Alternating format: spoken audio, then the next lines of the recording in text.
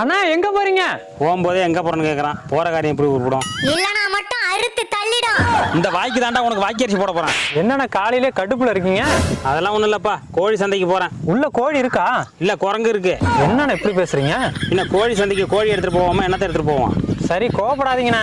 என்ன திடீர்னு கோழியை விற்கிறீங்க? கோழி இல்லப்பா, சேவல். எதுக்குண்ணா சேவலை மட்டும் விற்கிறீங்க?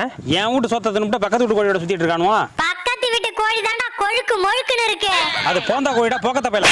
சரிண்ணா, சேவலெல்லாம் வித்து அப்படின்னா அப்புறம் உங்க கோழிக்கு என்ன பண்ணுவீங்க? அதெல்லாம் பக்கத்து வீட்டுல சேவல் இருக்குப்பா.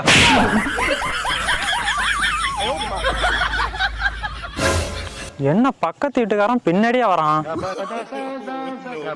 நீ எங்கப்பா போற? எங்க வீட்டு சேவலும் பக்கத்து வீட்டு கோழியோட சுத்துதுங்க, அதான் விற்க போறேன். ரெண்டு வீட்டுக்காரங்களும் சேவலை வித்துட்டா கோழி என்னதான் பண்ணும்? நாங்க உதவி பண்றோம் உணர.